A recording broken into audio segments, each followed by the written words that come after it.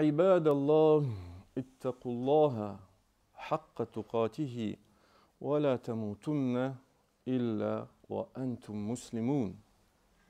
أما بعد. А после. Дорогие братья, дорогие сестры, нет ничего сильнее в этом бренном мире, нежели правда. Если мы говорим про силу, на самом деле. А самая большая правда в этой жизни – это вера в Него одного. Это самая великая истина. И тот, кто живет этой истиной, тот, кто пропитался этой истиной, тот, кто живет ради нее и для нее, кто готов жертвовать ради нее, тот всегда преуспеет. И как сказал Аллах, وَأَنَّ هَذَا صِرَاطِي. Таков мой прямой путь, следуйте по нему и не следуйте другими путями, поскольку они собьют вас с его пути. Он заповедал вам это, быть может, вы устрашитесь. Поэтому, дорогие братья и сестры, покорные Богу, то есть мусульмане, единобожники, свидетели Всевышнего на этой земле. Так было, так есть и так и будет, вплоть до судного дня. А что же можно сказать, потому что это касается всех единобожников, касается всех тех, кто был до нас единобожниками, до уммы Мухаммада. Что же можно сказать в этом контексте про последнюю умму на закате человечества, которая свидетельствует и несет это знамя? Знамя ля иляха илля-Аллах. Дабы мы прониклись, о чем я говорю, просто сейчас представьте. Представьте, что есть джаназа, а нам следует задумываться о смерти. Вот представьте, кто-то умер. И вот его омыли, окутали в саван, помолились за него и его несут. Представили? И вот представьте, что несут эту джаназу, и там среди тех, кого несут, сказал один, второй, третий. После того, как люди говорят об этом человеке, вспоминают, какой он был хороший. Хороший был человек, праведный человек был. Ваджабат, должно, так и есть. То есть говорят, иншаллах, попадет в рай. И представьте, вы и другие люди говорят, да, так и есть. Ваджабат, попадет в рай. Или говорят дурное. И говорят, ваджабат, да, так и есть, должно быть. Представили? А представьте, что там есть пророк. И это на самом деле удивительный случай. Случай, который произошел с пророком и с подвижниками. И он описывается следующим образом. От Анаса бин Малика. Марра би джаназати. Понесли джаназу. Фа усния алейха. И похвалили. Добро отозвались о человеке. Факаля набиюллах. И пророк Аллаха сказал. Ваджабат, ваджабат, ваджабат. Так и есть, должно, должно, должно. Трижды. وَمَرَّ بِجَنَازَةٍ فَأُثْنِيَ عَلَيْهَا شَرًّا. Другую джаназу понесли, дурно отозвались, плохо отозвались о умершем человеке. И пророк сказал, ваджабат, ваджабат, ваджабат, трижды. Должно, должно, так есть. И тогда сподвижники спросили, что должно, о пророк? О чем это? Они не поняли, о чем это. Возможно, как и вы сейчас не поняли, о чем это. И тогда он сказал, «Ман аснейтум алейхи хайран», если вы хорошо отозвались о человеке, «ваджабат лахуль джанна», то должно ему попасть в рай. «Ваман аснейтум алейхи шарран», а если вы дурно отозвались о человеке, «ваджабат лахун нар», то должно ему попасть в ад, в огонь. Антум шухада Аллах. И тут ваше внимание, заострите его на этой фразе. Вы свидетели Аллаха на земле. Антум шухада Аллах фил ард. Он второй раз сказал и повторил эту слово. Вы свидетели Аллаха на этой земле. И в третий раз он это повторил. Вы свидетели Аллаха на земле. Вы единобожники, вы покорные Богу, вы свидетели Аллаха на этой земле. Хадис достоверный, приводит Бухари. Или другой случай, уже с Умар ибн аль-Хаттабом, аналогичный.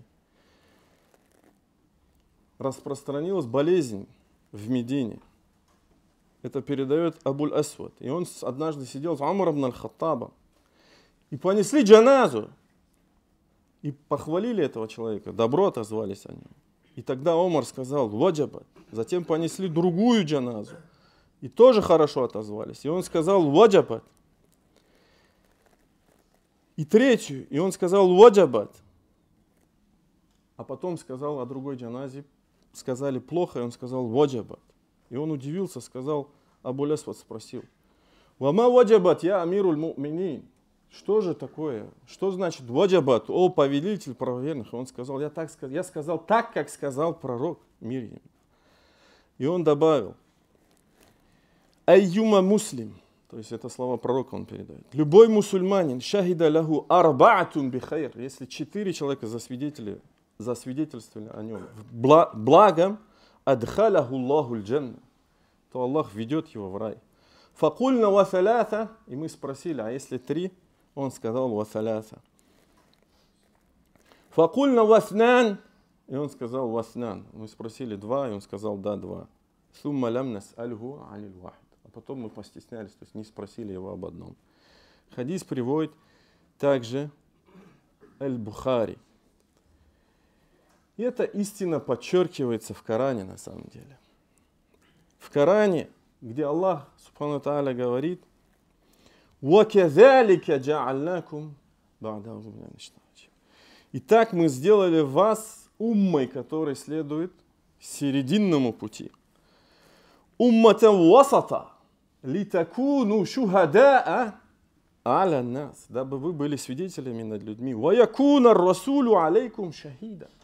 И дабы посланник был свидетелем вам или над вами. И это подчеркивается в хадисах, в частности, в судный день, когда позовут Нуха, алейхиссалям, день воскрешения. Фаякуль, лаббайка ва са'дайка я раб. И он скажет, вот я перед тобой, о Господи. Фаякуль, и Господь спросит его, халь баллахт, ты донес? И он скажет, наам. Он скажет, да. Фаюкалю, его умму спросит, он донес до вас истину? Они начнут отвергать, скажут, нет, нам никто не пришел. Нам увещеватель не пришел. Ма атана мин назир фаякуль ман яшхаду лак. И Аллах спросит, кто засвидетельствует за тебя? И Нух скажет, Мухаммад и его умма. Фаяшхадуна иннаху кад балах. И иншаллах, мы, умма Мухаммада, будем свидетельствовать об этом. Поэтому, дорогие братья, мы должны прочувствовать это. Мы должны прочувствовать этот статус, который Аллах даровал этой умме. Если мы считаем себя частичкой этой уммы, соответственно, мы должны подобать этому статусу.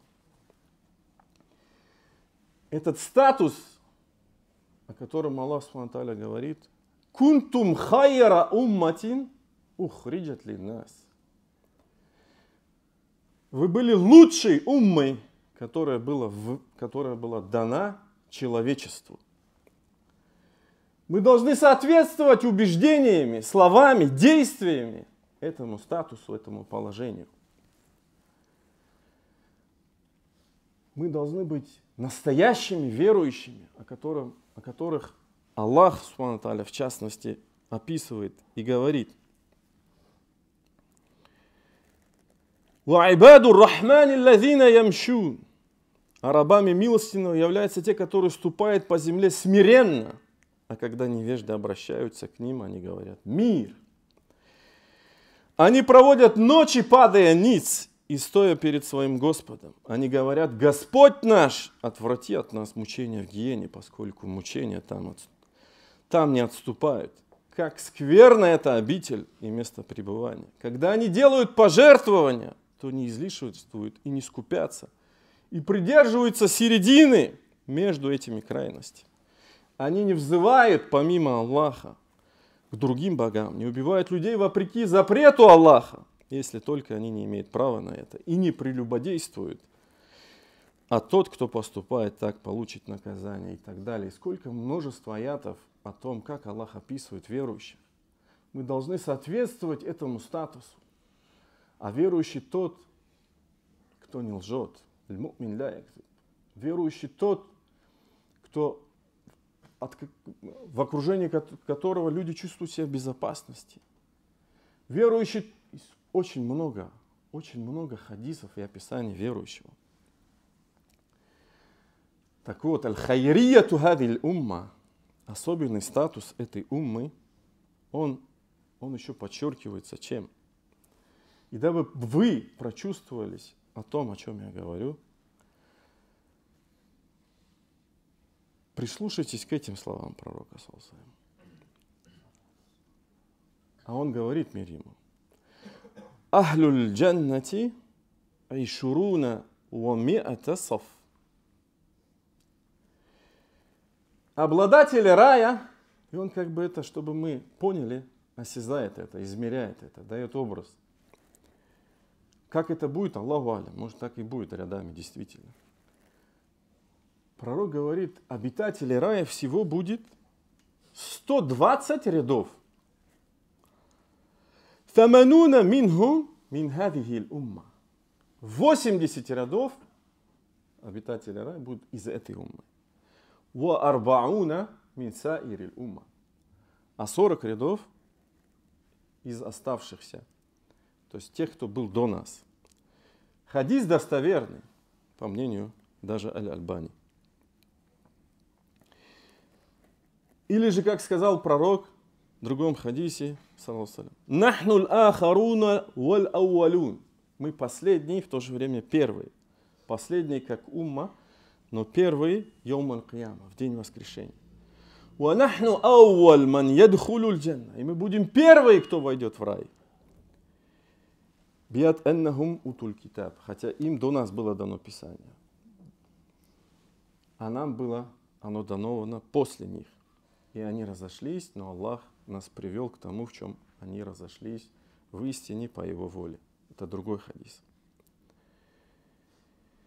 Так вот, дорогие братья, чтобы соответствовать этому статусу, то есть быть лучшей уммой, быть свидетелями Аллаха на этой земле, что мы должны, какими мы должны быть? Аллах Субхану ва Тааля об этом сам говорит. В продолжении этого аята Аллах говорит: «Кунтум хайра умматин ухриджат линнас». И дальше что? «Та'муруна бил ма'руф, ва танхауна анил мункар, ва ту'минуна билля». Вы являетесь лучшей из общин, появившейся на благо человечества, повелевая совершать одобряемое, удерживая от предосудительного и веруя в Аллаха. То есть в том, что мы призываем к добру, запрещаем зло, и при этом, естественно, нас мотивирует к этому, что это великая истина, с которой я начал.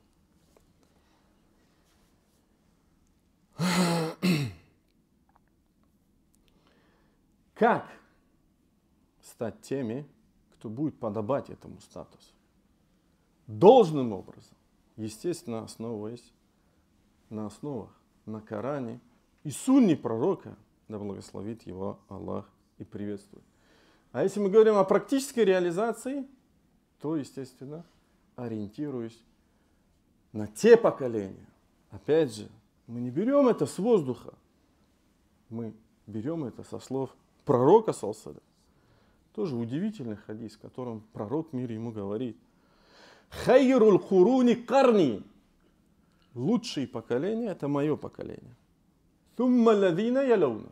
Затем те, которые придут после них. Затем те, которые придут после них. То есть сподвижники, табиуны и таби'у табиуны. А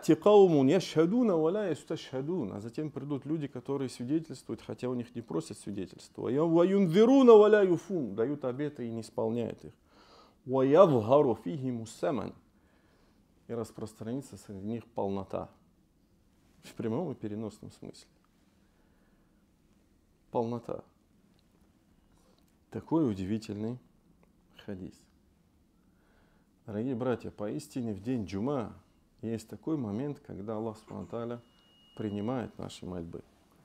Я прошу Всевышнего Аллаха, чтобы мы застали этот момент. Фастагфируллах ли ва лакум.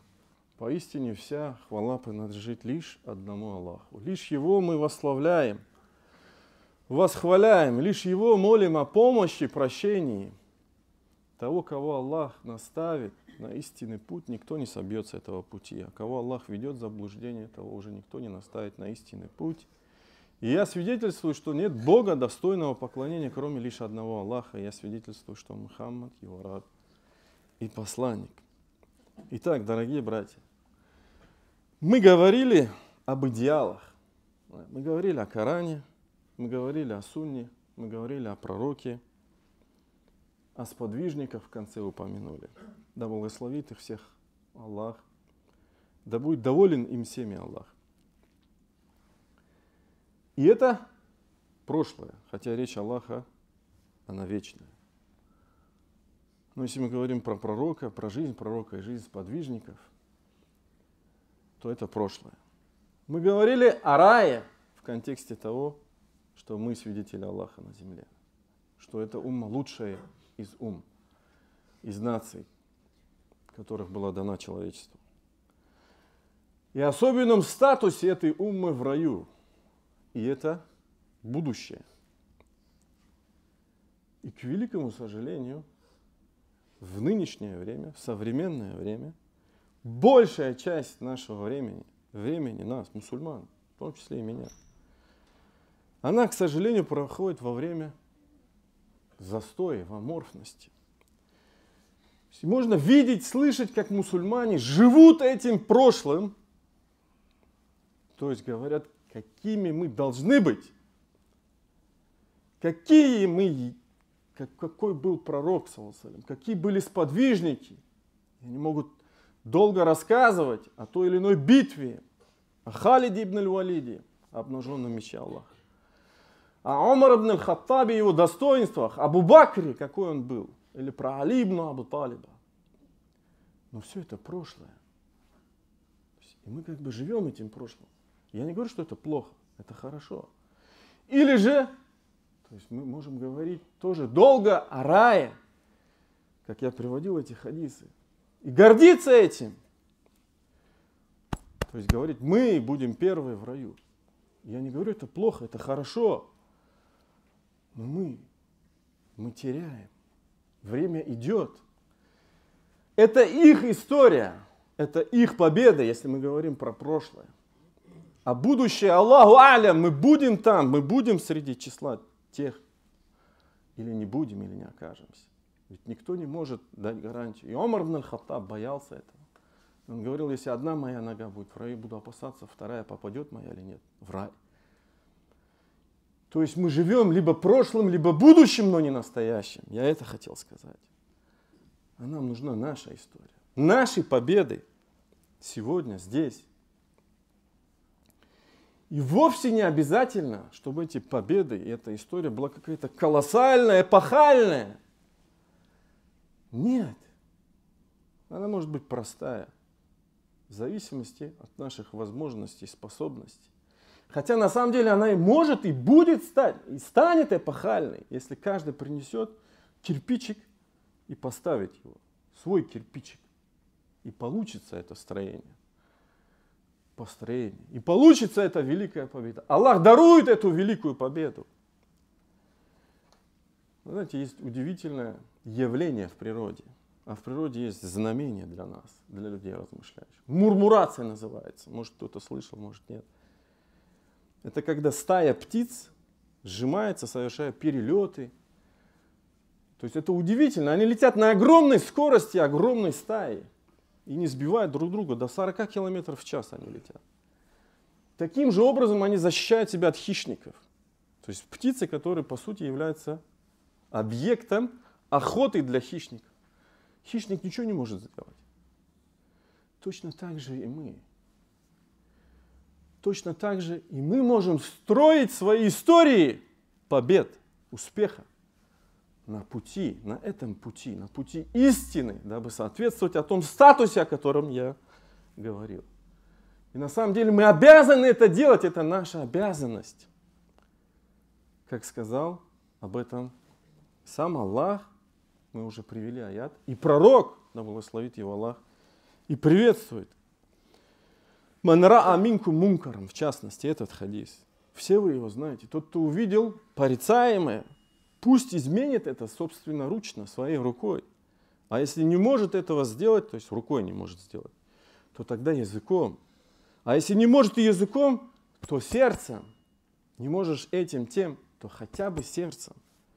И это будет самым слабым проявлением имана. И это есть фард кифая, это есть наша общая обязанность, которую мы обязаны совершить все вместе. Если мы ее не будем совершать, то грех падет на нас. Все мы обречены, все мы окажемся под угрозой. И знаете, в чем заключается?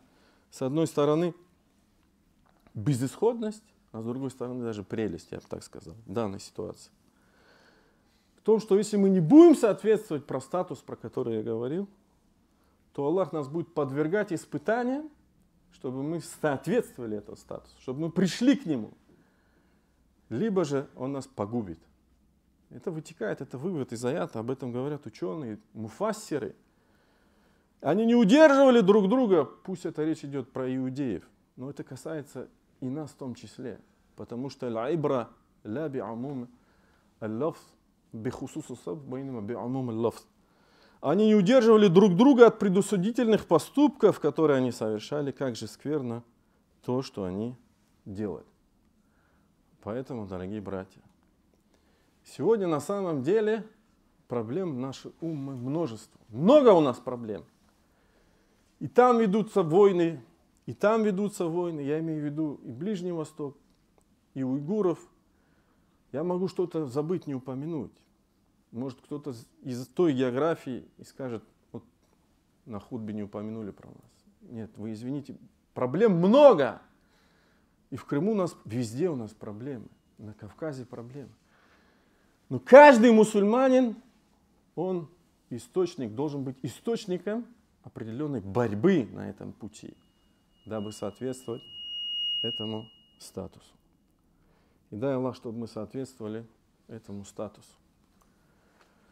وصلى اللهم على نبينا محمد وعلى آله وصحبه أجمعين وإني داع فأمنوا اللهم اغفر للمؤمنين والمؤمنات المسلمين والمسلمات الأحياء منهم والأموات إنك سميع مجيب الدعوات اللهم ارحمنا فوق الأرض وتحت الأرض ويوم العرض عليك اللهم اقسم لنا من خشيتك ما يحول بيننا وبين معصيتك ومن طاعتك ما تبلغنا به جنتك ومن اليقين ما تهون علينا مصائب الدنيا ومتعنا اللهم بأسماعنا وأبصارنا وأبداننا أبدا ما أحييتنا واجعله الوارث منا واجعل ثأرنا على من ظلمنا وانصرنا على من عادانا ولا تسلط علينا من لا يرحمنا ولا تجعل الدنيا أكبر همنا ولا مبلغ علمنا اللهم انصر المجاهدين في كل مكان اللهم أعز الإسلام والمسلمين في كل مكان وفي هذا البلد وأذل الشرك والمشركين في كل مكان وفي هذا البلد